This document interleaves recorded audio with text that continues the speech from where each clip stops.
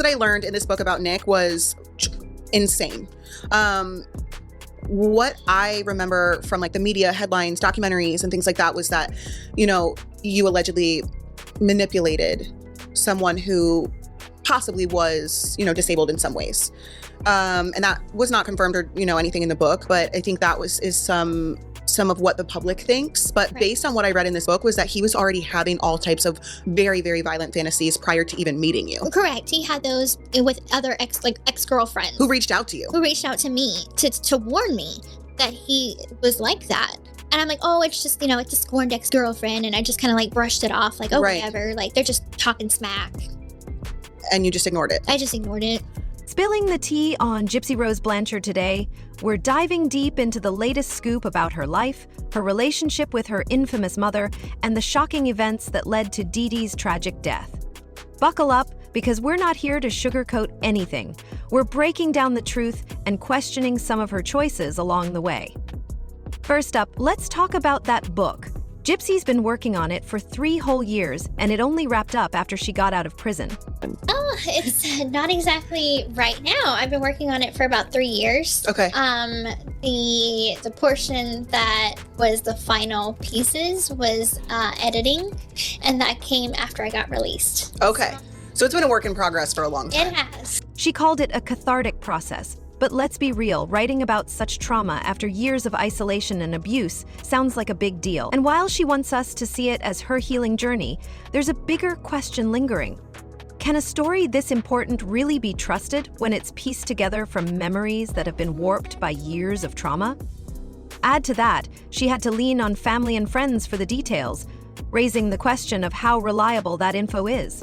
It was challenging at times because I had to kind of ask for information from family members because, like, I know my side of things, but I don't know the full picture. So I had to talk to family, I had to talk to, you know, friends, to get a lot of information that I didn't know about. Right. So the timing of the book's release feels so calculated too, huh? Just after she served her prison sentence, with all the public interest still buzzing. Could this be a strategic move to cement her story? Or is it really a way to help others? It's hard to ignore the self-preservation vibe here, especially when she talks about using metaphors like, "My throat was going to be cut," to describe the desperation she felt. Powerful words, but do they enhance the story, or are they pulling at our heartstrings to steer the narrative? It makes you wonder if the book's voice is truly hers, or if it's been polished by others along the way. Let me eat, or the majority of my nutrition came from my feeding tube. Right. And formula-based nutrition. All the way up until you were how old? 24. I was, you know, up until the prime itself. I did not realize that. So when you don't have those glands anymore, what does that do for eating food? So the salivary glands isn't exactly part of why I had the feeding tube. Okay. So the salivary glands was taken out after the feeding tube was already placed in. But what your salivary glands do is produce saliva. So if often you'll see me drink, lick my lips, that is often a sign that my mouth is really dry, because without the 2 salivary glands in my neck, I produce less saliva.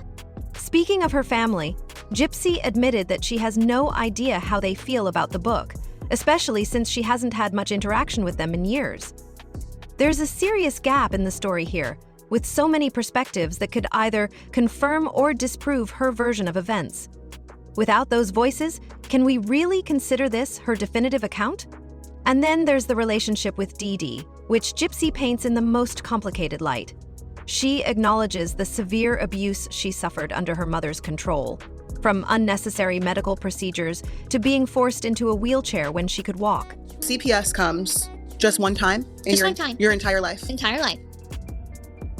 I don't even have words, because I've seen CPS get involved in situations for much, much less and either do something or don't. And so when you look back, I mean, at the time, did it even cross your mind to tell CPS what was going on? I didn't even know who they were. So I want to make it clear that when I grew up, like, okay, so most parents, to kind of discipline their children, they're like, oh, the boogeyman's going to get you. Right. Okay. So my mom never said the boogeyman. My mom said the state. So I grew up being afraid of people that I thought were bad people. Right. That were going to take me away from her. And they were called the state. And so what I didn't know back then was she was telling me to be afraid of CPS. And I didn't know that then. It wasn't until after I got out of prison that I kind of figured it all out. Right. And so when they came, I didn't know who they were. I'm like, do they work with the police? And they're asking me questions like, do I have bruises on my arms and legs? Right. And did you? I didn't. I didn't at that point in time. I didn't. But here's the twist. Gypsy also recognizes that Dee Dee may have been struggling too. She suggests that Dee Dee's own mental health issues and insecurities might have been a factor in her behavior. It's such a mixed bag of emotions from Gypsy, calling Dee Dee both a caregiver and a manipulative force in her life, pushing her into roles she wasn't ready for. It's really shocking to me because even in certain medical records, there is descriptions of certain illnesses. So my mother described me as paralyzed from the waist down. But in certain transcripts, there is quadriplegic, paraplegic. So it is, I'm like, there's a difference in the two. So if you're a doctor, my eyes would be looking at that and automatically want to correct what's wrong. So it's like the medical records are basically scattered to the wind in inaccuracy. And it's so hard to piece together any sort of sense. Well, she's going doctor to doctor. Doctor to doctor. Maybe some of the files are not going with her, right? Correct. She did not transfer them to one hospital to another. Right. So when the new doctor would ask for old records, she would claim that they were all, washed away in Hurricane Katrina because back in 2005, there was still that transfer from hard copy records to computer. Even now. And honestly, it's pretty shocking considering the medical records that paint an even darker picture. So, what's the truth here? Gypsy's story is undeniably complicated, and as much as she's telling it from her point of view, we've got to wonder how much of it is really the whole truth. Gypsy revealed that her mom, Dee Dee, had been spinning some seriously questionable tales about her health. For years, Dee Dee told doctors Gypsy was paralyzed from the waist down, but some records even say she was a quadriplegic. You'd think a doctor would spot those inconsistencies and fix them, right? But no. Dee Dee kept bouncing Gypsy from doctor to doctor, often leaving behind missing or incorrect medical records. And when doctors asked for them, Dee Dee pulled the Hurricane Katrina excuse, claiming everything was washed away in 2005. Yeah, that seems a bit too convenient. But here's the real tea. Gypsy's actions after Dee Dee's death. She was seen ripping photos off the walls to hide her identity and disappearing with her boyfriend Nico Devon. This wasn't a girl grieving or feeling guilty. This felt like a calculated move to erase her past. She later claimed she was just in survival mode. But let's be real. The planning and hiding she did speaks to a more deliberate attempt to rewrite her story, making it sound more reflective and less complicit. It wasn't. Now, Gypsy also said Dee Dee manipulated everyone around her, and no one's denying that. Dee Dee had a knack for deceiving doctors, family, and even authorities. But hold up. Gypsy's role in all of this shouldn't be overlooked either. She admitted that while she always knew she could walk, she went along with her mom's scheme to keep her in a wheelchair because she was scared of being seen as dependent. And it's really shocking to me because even in certain medical records, there is descriptions of certain illnesses. So my mother described me as paralyzed from the waist down. But in certain transcripts, there is quadriplegic, paraplegic. So it is, I'm like, there's a difference in the two. So if you're a doctor, my eyes would be looking at that and automatically want to correct what's wrong. So it's like the medical records are basically scattered to the wind in inaccuracy. And it's so hard to piece together any sort of sense. Well, she's going doctor to doctor. Doctor to doctor. Maybe some of the files are not going with her, right? Correct.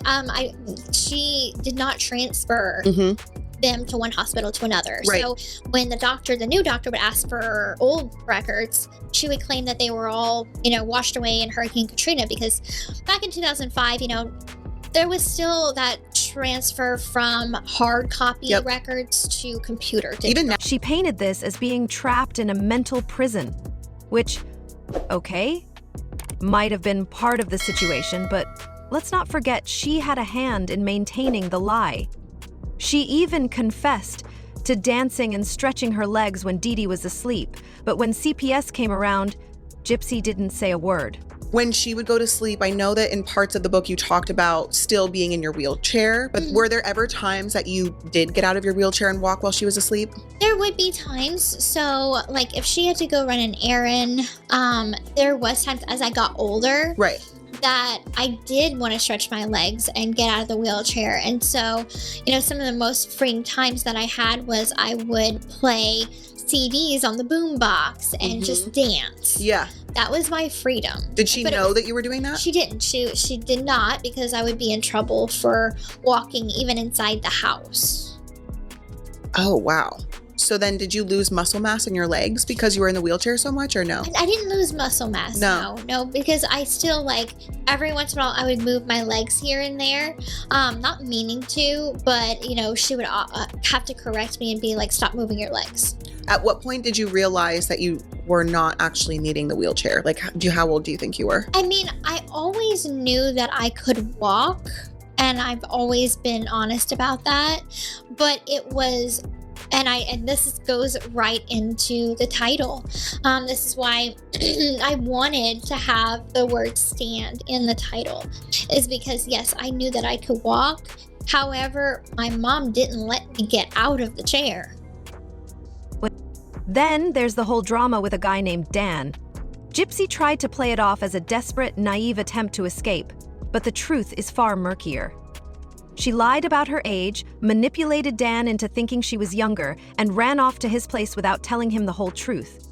When Dee Dee found her and made her return home, Gypsy promised to stay in touch with Dan. Guess what? Dee Dee broke that promise. And Dan was an adult that you met at a convention. Correct. And you guys had a romantic interest in each other? I mean, I had a crush on him. Right. And I think he thought that I was cute, but it wasn't to the point where it was a relationship. Okay, but you guys maybe had a little bit of an interest, a fling. I was like, he's cute. How old is he? How old was he? He was 36. And he thought you were how old? 15 at the time. So that would be a pedophile, right? I don't like saying that word. I don't like labeling someone anything. I don't like labels put on me, so that's why I don't put labels on other people. Fair. Okay. But it's questionable. It's definitely questionable behavior. But the real kicker? Facebook messages and records show Gypsy wasn't just some innocent victim here. She actively talked about ways to kill Dee Dee, even suggesting methods herself. The idea that she was just being manipulated by Nico is starting to fall apart. Both of them were caught in a toxic relationship, feeding off each other's worst impulses. Gypsy even admitted to romanticizing the idea of being saved. But that doesn't exactly excuse her involvement. Some of the ideas that he brought to you about how to unalive your mom were twisted. And all of that is factual evidence, and it's in Facebook messages. There is actual proof that these things were said. Whether or not those case files are released to the public, I'm not sure, but there is a paper trail. So did that come up in court, like in trial? It did. It was discussed. So people could find that if they wanted to. The prosecutor definitely did. This was the first time I had read that, so I don't know if there's a little bit of attention on it, in the media, but Then there's this whole playing the victim angle that Gypsy leans into when talking about her past. She said she was manipulated by Dee Dee for years, and there's no denying the abuse she endured. But here's the thing. She wasn't completely powerless. Sure, Dee Dee had control, but Gypsy, as we know now, had agency in ways she might not fully admit. She used her wheelchair to keep up the illusion of helplessness, and she kept playing along with Dee Dee's twisted game. But when it came down to it, Gypsy wasn't just a victim. She actively participated in this lie, even after she knew the truth. Fast forward to the prison years. Gypsy likes to talk about how she was focusing on self-improvement, but there's a bit of a different story being told by some of her fellow inmates.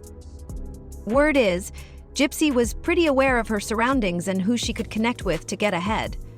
Sure, she says she was quiet and kept to herself, But she wasn't exactly shy about using her relationships with people like Pamela Hupp to leverage her position. Let's just say she's been in some pretty high-profile company, and it doesn't look like she's avoiding attention as much as she says. After all, there's always something to gain from playing the game. Let's also talk about her future plans. Gypsy's all about the redemption narrative now, talking about starting a new life, pursuing a career in cosmetology, and raising awareness for abuse survivors. It's a great story, don't get me wrong, but part of me wonders how much of it is real, and how much is just a carefully crafted image for the public. I mean, after everything that happened, who wouldn't want to rewrite their past? Gypsy's doing a fantastic job of distancing herself from the darker parts of her history, but it's worth asking if this whole new gypsy act is just part of her ongoing survival strategy. Then, there's the part of Gypsy's story that never really gets talked about, her complicity in the events that unfolded. She talks about her survival mode, but here's the thing. At some point, Gypsy had to make decisions. She wasn't just going along for the ride. She made choices.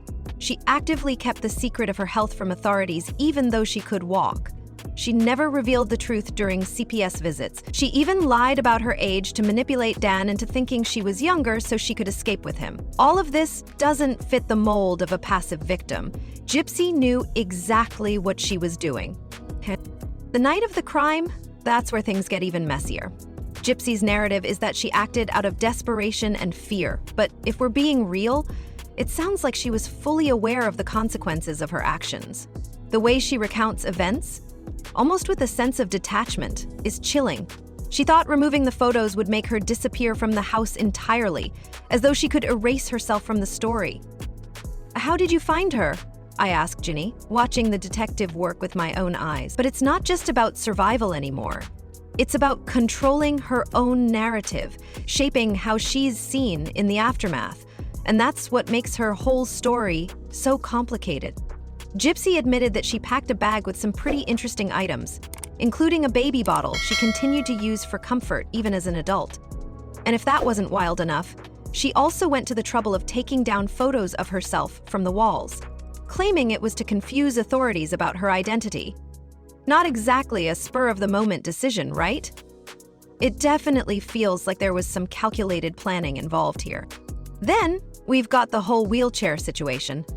Gypsy admitted that she stayed in her wheelchair during the incident even though she was fully capable of walking. She claimed it wasn't on purpose, just a conditioned response after years of being forced to pretend she couldn't walk. But honestly, doesn't it seem like this move might have been to keep up the appearance of helplessness at a time when things were already unraveling? In the interview, Gypsy also talked about her mindset that night, saying she was so overwhelmed she didn't fully understand the weight of what she was doing. She even thought that taking down the photos would somehow erase her presence from the house. Talk about dissociation. It's clear she was in survival mode, but her actions weren't just instinctual. She was clearly aware of what she was doing. And here's where it gets even juicier. Gypsy chose to leave the house with her boyfriend Nick instead of calling the cops or reporting the abuse. She didn't seem too broken up about it either. In fact, she talked about the sense of relief she felt after finally being free, rather than any remorse. This makes you wonder, how much of her decision was really about escaping, and how much was about erasing her past, with no regard for the emotional and legal fallout?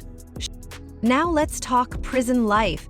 Gypsy says she focused on self-improvement, earning her GED, and staying out of the spotlight. But some of her fellow inmates, and even her interactions with high-profile people like Pamela Hupp, paint a more complicated picture. While she may have kept a low profile, it's clear Gypsy was aware of how to play the system to her advantage. She's also been eyeing a future in cosmetology and building a family with Ken, all while raising awareness about abuse. But let's be honest, these plans seem to also serve as a way to distance herself from the darker aspects of her past. Her current narrative is all about growth and redemption, but it makes you wonder, how much of it is genuine, and how much is carefully crafted to present a new Gypsy to the world after her prison release? Gypsy's story is one heck of a roller coaster, filled with moments of both vulnerability and calculated decisions. While she's faced huge challenges, it's important to keep a critical eye on how she tells her story. She often minimizes her own agency and highlights her victimhood, creating a version of events that's both compelling and carefully constructed. At the end of the day, Gypsy's story isn't just about escaping her mother's control. It's about how she handles the consequences of her actions and crafts her narrative moving forward.